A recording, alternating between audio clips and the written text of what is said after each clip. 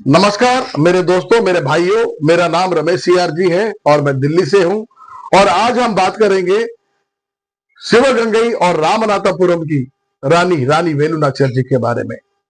तमिलनाडु के अंदर रानी वेलु नाचियार जी के बारे में बच्चा बच्चा जानता है, लेकिन तमिलनाडु से बाहर हमारे भारत के अंदर ही बहुत सारे लोग हैं जो उनके बारे में नहीं जानते हैं। यहां तक कि गूगल भी उनके बारे में सही जानकारी नहीं देता है। इसीलिए मैंने सोचा कि रानी वेलु नाचियार के बारे में एक हिंदी में वीडियो बनाऊं और आप तक उनकी वीरता के बारे में आपको बताऊं। रानी वेलु नाचियार जी का जन्म 3 जनवरी 1730 को रामनाथपुरम तमिलनाडु में होता है। और रानी वेलु नाचियार जो है वो चेल्लमुत्तु विजय रंगनाथन सेतुपति और सकंदी मुत्ताल की एकलौती पुत्री होती है, राजकुमारी रामनाथपुरम की। समय बीतता गया, अब रानी वेलु नाचियार जी बड़ी हो गई थी। अपने काल में युद्ध में इस्तेमाल होने वाले सभी तरह के हथियारों को वेलु नाचियार जी चलाना सीख गई थी।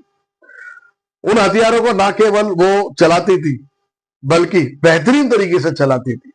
वल्लरी, सिलंबम, कल्लरी पेट्टू, घुड़सवारी, तीरंदाज, तलवार, बाला और उस काल में युद्ध में इस्तेमाल होने वाले और जो भी हथियार थे उन सबको भी वो बेहतरीन तरीके से चलाना जानते थे। ना केवल ये, तमिल, फ्रेंच, उर्दू और इंग्लिश बोलना, पढ़ना और लिखना बेहतरीन तरीके से वेलु नाचियार जी जानती थी।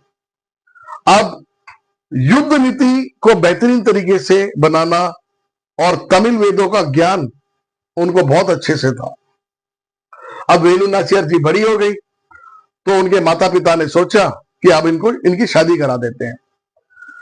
पासी के राजा शिवगंगई के राजा, दूसरे नंबर के राजा मुत्तु वडगनाथ पेरिये उदय तेवर जी के साथ उनकी शादी करा दी जाती है और वेलु नाचियार जी रामनाथपुरम को छोड़कर शिव और तभी ब्रिटिश सरकार की बुरी नजर शिवगंगई और रामनाथपुरम पर पड़ती है और ब्रिटिश सरकार जो है अपनी ब्रिटिश सेना को ऑर्डर देती है कि शिवगंगई और रामनाथपुरम पर एक साथ हमला करे।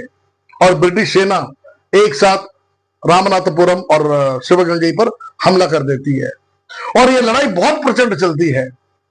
और तभी रानी वेलु नाचियार के जो पति मुत्तु वडगनाथन पेरिये उदय तेवर की मौत हो जाती है और शिवगंगई और रामनाथपुरम पर